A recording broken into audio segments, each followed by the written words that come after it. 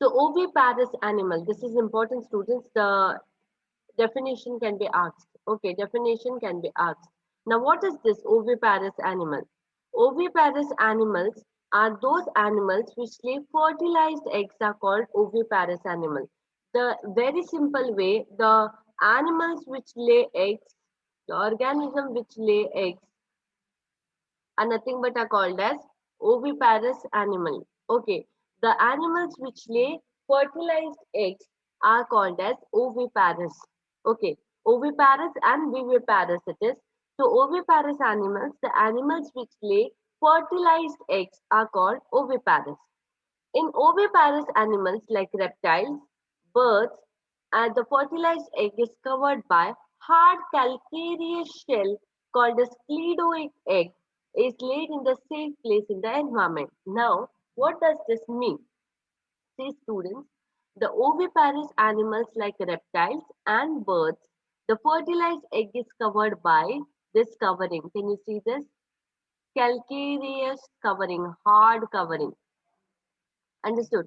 It is covered by a hard covering. Can you see this? In the seashells and all, you can see it is made up of calcium. Yes or no? It is made of calcium, white powdery structure. Okay. So it is covered by this hard covering. In these such mollusks and all, you will find this hard covering. Okay. The organisms such as mollusk and all, you find this hard covering. When you break this hard covering and all, you find that white powdery structure. Yes or no? White powdery structure. Plus it gives protection. It is hard, right? So it produces protection for those animals from all the types of factors such as uh, temperature, such as the hot sun, the pH, the whatever factors are there, the other environmental factors, it safeguards the organism or the animals because these shells, these eggs are covered by a hard calcareous shell. Now you will ask me, ma'am, why you have giving me this, giving us this example? Okay, because I am talking about the egg. Now these are also calcareous shell. I'm just giving you the example, so you should know that how they are. Okay, these are also calcareous only. They are made up of calciums and all. So these are also hard calcareous. The similar way, the eggs they also get this hard covering on it so that they are protected. Okay, so that they are protected, laid in a safe place in the environment, such as nest and all. They are they are placed in a safe place. Okay, so these eggs has got a hard covering made up of calcareous shell. What shell? Calcareous shell, and they are hard. Okay, the covering is hard. Okay, covered by a hard calcareous shell, and they are known as cleidoic egg. Okay, if they are covered by this hard calcareous shell, they are known as cleidoic eggs.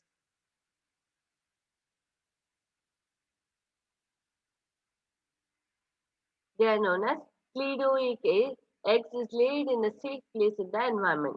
After a period of incubation, young one hatches out from the egg. Okay. So after what happens? After the period of incubation, when it is kept for some time, if you have known that how the eggs hatch, eggs hatch their the hens hatch their eggs also. So you will know there. So what happens there? It is kept for incubation. Okay, it is kept for incubation for this 14 to some 21 days, something like that. It has been kept for incubation. So after a period of incubation, young ones hatches out from the egg. Yes or no? Once you keep it for the time of incubation, what happens later? It breaks off, and the young one, either it is a chick or a small bird or any reptile, it comes out from this egg. Okay, it comes out from this egg. So here oviparous animals are those animals which lay eggs, which lay the fertilized eggs are called as oviparous. Oviparous animals like reptiles, birds, uh, reptiles and birds, the fertilized eggs are covered with a calcareous shell. Which shell? Calcareous shell. Calcareous made up of calcium. Okay, made up of calcium which are hard. You have seen, right? The eggs, the hen eggs and all, when you break it, a white powdery structure you get. Yes or no? When you break it, to get out the yolk of that egg, that outside covering is hard. Yes, the outside covering is hard, which covers the or protects the egg, protects the egg which is growing inside it. Okay, which is growing inside it. And if it is laid in a safe place in the environment, it is incubated. After a period of incubation, young one hatches out from the egg. Yes, once after the period of incubation is done, it breaks off and the animal comes out of the egg. Example are fishes, frogs, reptiles, and birds. These are the examples. What are the example of oviparous animals? The example of oviparous animals are fishes, frogs, reptiles, and birds. Okay. Next, coming to viviparous animals. This differentiation can be asked students. What is oviparous animal and what is viviparous animal? Oh, viviparous animals are those animals which give birth to young ones directly are called as viviparous, like us, like the mammals. As or no, like the mammals, that is, for example, human beings. Human beings. We give birth to the young ones directly. Yes or no? We give birth to the young ones directly. We do not lay eggs. Yes, yes or no? Those are the only the reptiles, the birds, only those animals are there which lay eggs. Okay, which lay eggs, and after outside the period of incubation, the animal comes out.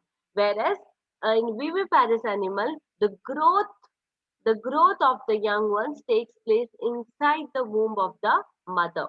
It takes place inside the womb of the mother. And once it takes place inside the womb of the mother, once it is grown fully till the 9 months, all the all the organs are formed, the digits are formed, the legs, the hands, the hair. Only then the young one will come out of the mother's womb. Okay, those animals which give birth to the young ones directly, means now without laying the eggs, are called as viviparous animal. An example is mammal. Okay, example is mammals. So this is the difference between the viviparous and the oviparous, and this is important. Yeah. Now, what does this mean? Post-fertilization changes in flowers. You all know post-fertilization is nothing but after fertilization. After fertilization. And what is fertilization?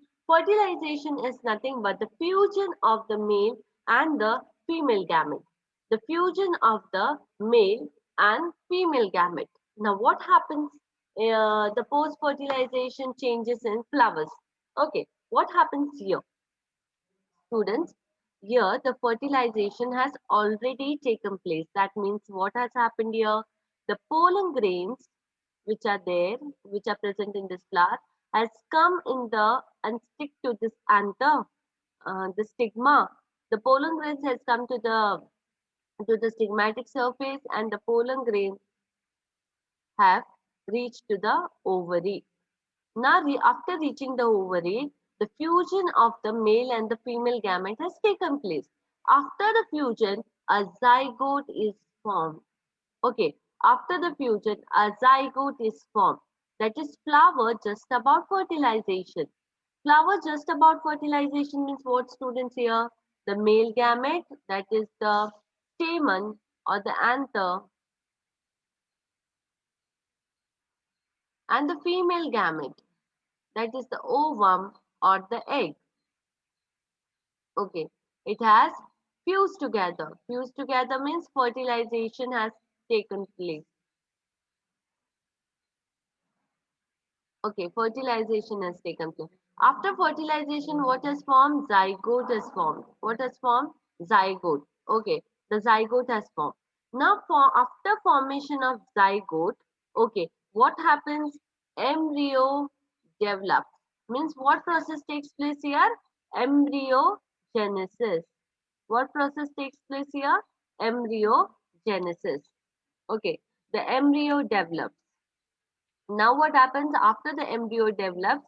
The seed starts developing from ovule. Okay, you remember now. You remember in the last in your first year you have studied about this. The ovary, the ovary it is present. A placentation you have studied. Yes or no? The placentation. Now what happens in the placentation? This is the ovary, and you have got these ovules. Yes or no? The arrangement of ovules in the ovary.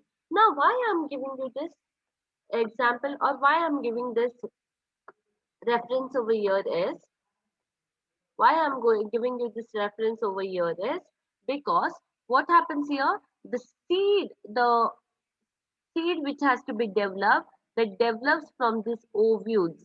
Okay, this develops from these ovules. Here, seed develops from ovule. Last, you remember, if there are many ovules, if there are many ovules in an ovary, there will be many seed in that fruit. If there are many ovules in the ovary, there will be many seed in that fruit. So seed develops from ovule. Okay, the seed develops from ovule. Here the embryo develops, embryogenesis takes place. From there, the seed starts developing from ovule. Okay, once the seed starts developing, fruit develops from ovary.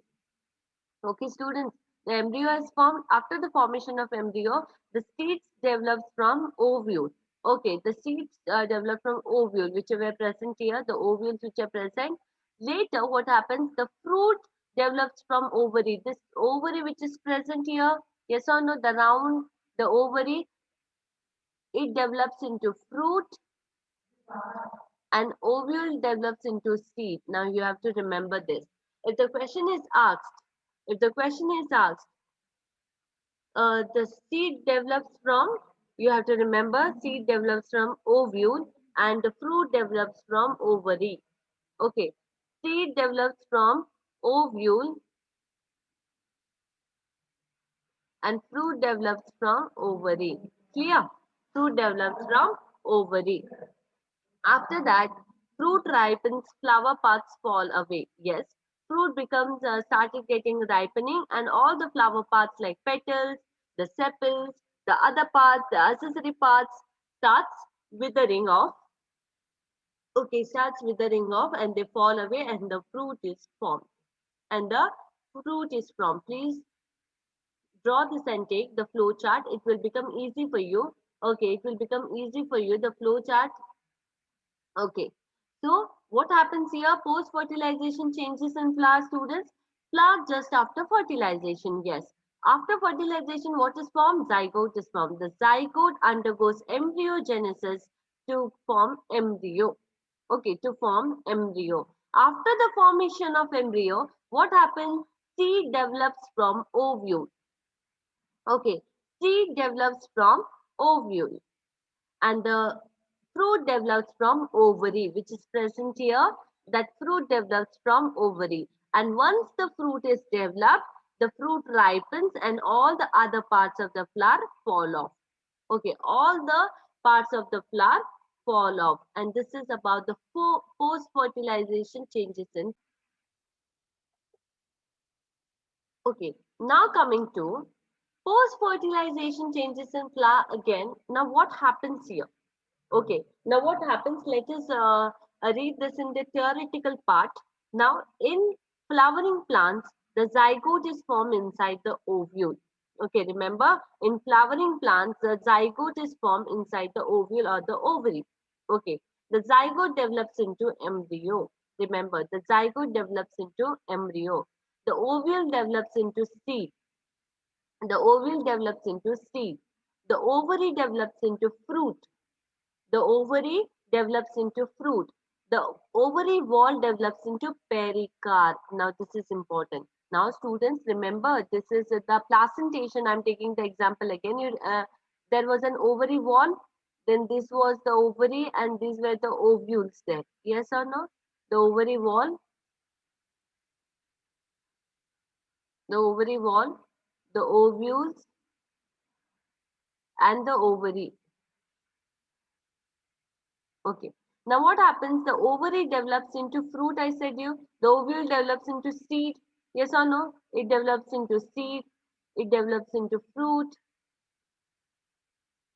And the ovary wall develops into pericarp. Now what is this pericarp? Can you see here this layer? This is Lycopersicum, tomato. This layer, can you see? This is exocarp, the outer layer. This is the exocarp, and this inside layer is the pericarp. Okay, the inside layer is the pericarp. And how is this pericarp formed? The pericarp is formed from the ovary wall. It is formed from the ovary wall. The pericarp is formed from the ovary wall. This is the outer peeling. When you peel, if you dip tomato in a hot water and all, the outer peel which you get, no, very thin peel, that is exocarp. Okay, very transparent thin peel, that is exocarp. Whereas inside this the fleshy one, this is known as pericarp, and it is formed from the ovary wall.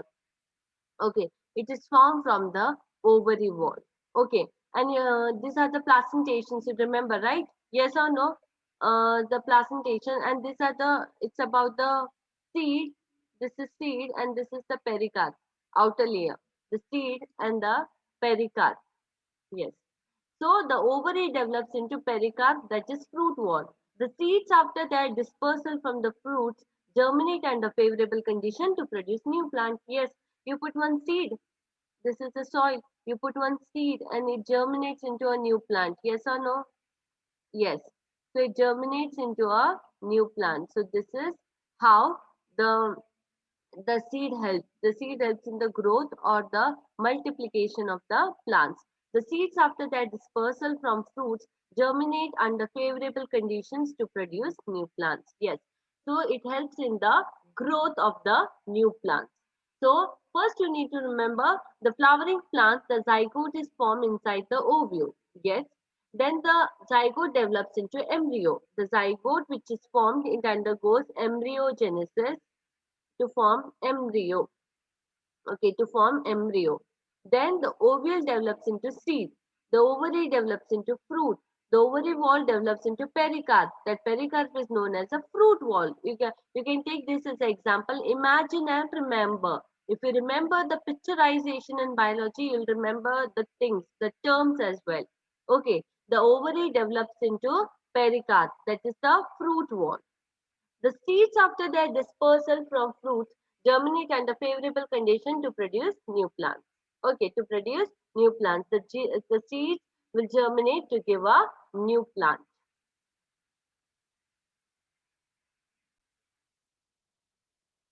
This is the ovum or the egg. Yes or no? The ovum or the egg.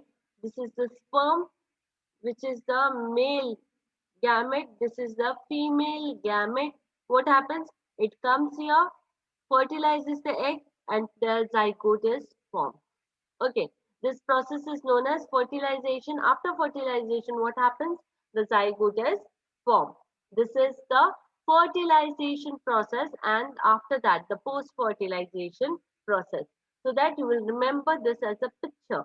So that you will know what happens here. The male gamete comes in contact with the female gamete, that is the egg.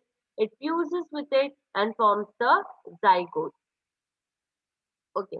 Now this is the development or embryogenesis. What does this mean? Okay. So we'll learn more about it. What happens here is this is zygote. Okay. After fertilization, a zygote is formed. Yes or no? The zygote is formed. After zygote undergoes embryogenesis process. It forms the embryo. Okay. It forms the embryo. After formation embryo, there is a fetus form. Yes or no? Fetus which will the fetus which will have these hands, tiny hands in them, tiny legs, the umbilical cord and everything. It will start growing, and after the fetus a full-fledged baby is formed. Yes or no? With everything, all the parts, all the organs, a full-fledged baby is born. So this is a process or the development of embryogenesis, and this completes our reproduction in organism chapter.